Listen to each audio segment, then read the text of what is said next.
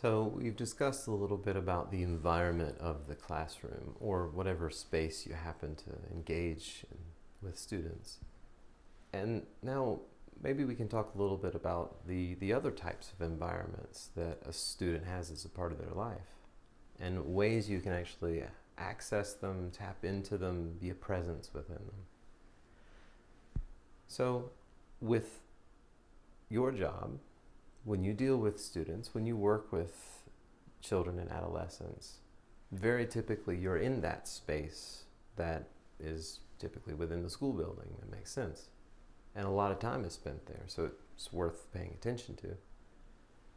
And it's also good to acknowledge, not just kind of conceptually, but practically acknowledge the fact that so much of the child or adolescent's life is also embedded in these other places, with these other people, these other contexts and environments that you may know nothing about, that you may not have any familiarity with, no connection to, that feel very dissimilar to yours and foreign. And so reaching out to contact that world of the child or the adolescent can be extremely helpful, and it doesn't have to be excruciating either.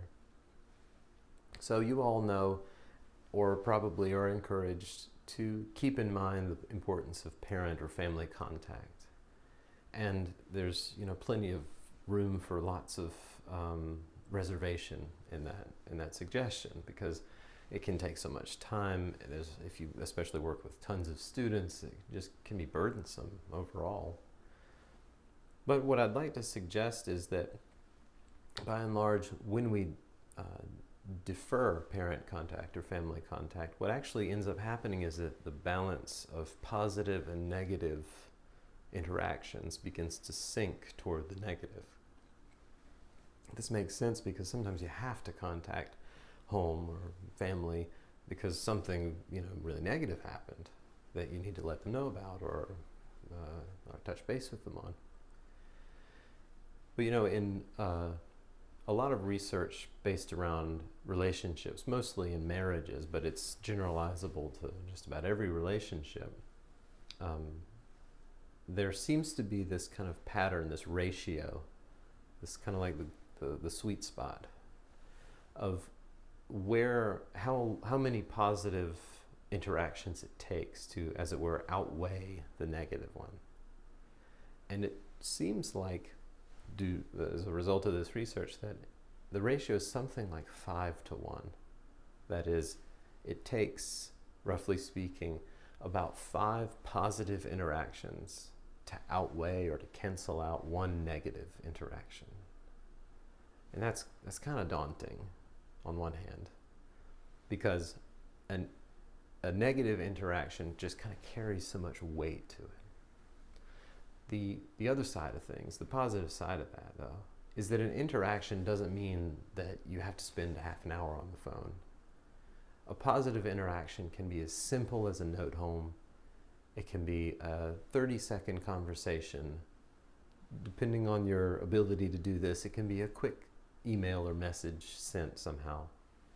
It doesn't have to be a big show. And doing this consistently, setting yourself up preemptively to kind of keep that balance where it should be, or where it could be, to be most effective in developing a relationship with home, can pay off. It's kind of like the legwork might be up front, but in the end it makes things easier, because when you call that parent for something negative, they pick up knowing that you're on their side. They pick up ready to help. They pick up or respond in a way that you and they both know that you're not just reaching out to bash their child. As I've heard it put, that parents don't keep their best kids at home. And when you demonstrate that you understand that, and that you're with them, and that you are an advocate for them and their child or their adolescent, then they're much more amenable to being helpful, to being open, to being cooperative with you. So I mentioned this a couple of times, but I think this is really essential. Authenticity. It's not always easy to start a relationship with someone that you either have nothing in common with or even feel kind of at odds with in some ways. But finding the skillful way of artfully creating relationships with people in an authentic way, even if there are those dissimilarities, is a skill. Is something that can be strengthened over time with practice. So what I'd encourage you to think about as you maybe embark on that experiment is to consider that with each interaction, the result is that the relationship either strengthens and deepens, it stays about the same, kind of status quo, or it even slightly deteriorates in quality. And walking into each interaction, again, not just face-to-face, but any note or message sent, any phone call, approaching each interaction as though after this, our relationship will either be stronger, about where it is now, or a little bit harder. It might be kind of motivating, so that you know you can kind of see how you're shaping your own future with that person, that family, that child. Okay, so the next suggestion, I don't know how it'll fall on your ears, but it seems to me to be important enough to at least bring to the table. Some of you might have this built into kind of what you do anyway, and if so, that's great. But home visits, they're not always accessible, they're not always feasible. But walking into the space of the student's life is just invaluable. And it's invaluable in two directions. You see them where they are. And what that means is you see them extended in their family. Because we aren't all just one person apiece, you know. We're embedded and extended in family traditions and stories and practices and unspoken rules and contexts within family. So seeing the space and meeting the people of a child or an adolescent's personal life, their home, you see them more vastly.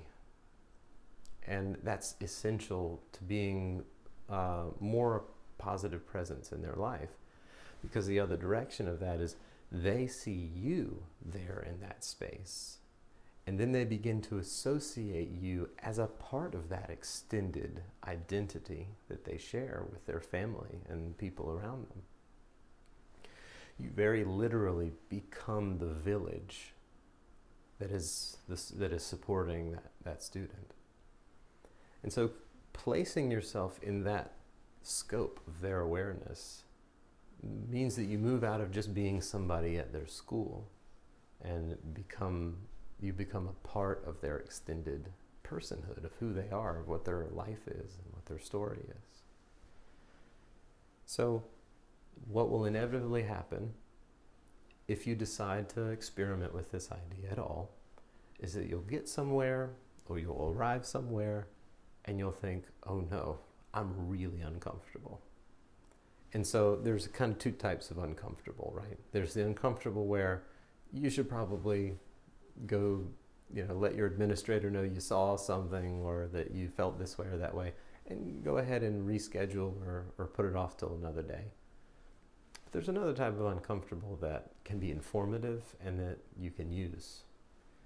So the type of uncomfortable that I'm mentioning there is simply being in a place where nothing wrong's going on. You don't notice anything that's reportable, say, or that you feel you can't handle, but it just isn't the place that feels like your fit.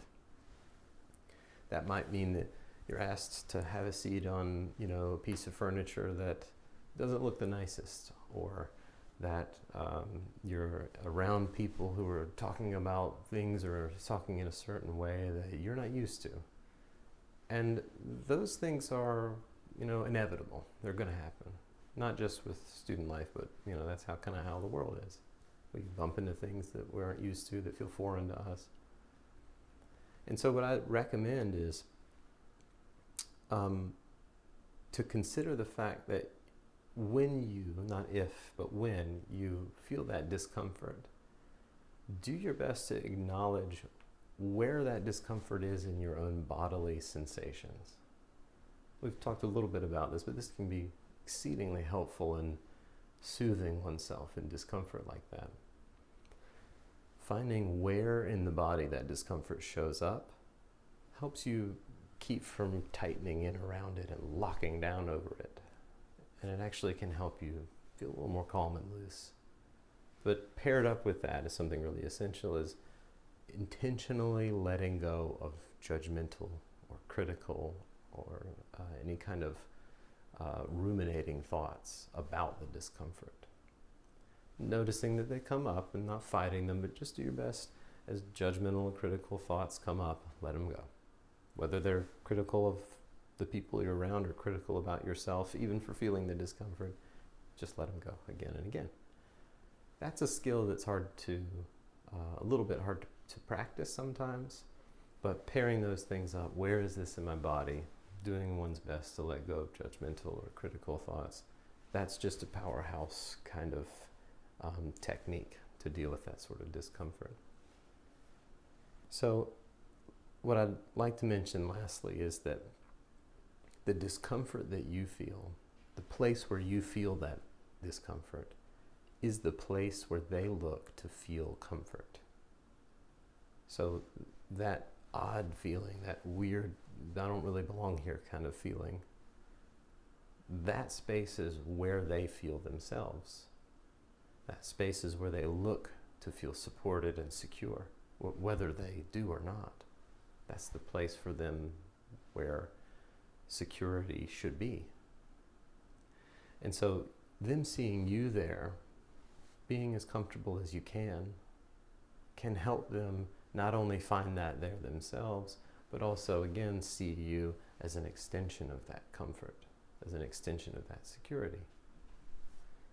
So this is, again, maybe a little bit of an unusual suggestion, a home visit, depending on how you work with students. But maybe you can take it into consideration and at least let some of these ideas influence how you interact with just emails and phone calls and things like that to parents or anyone else from that child's environment, from their home.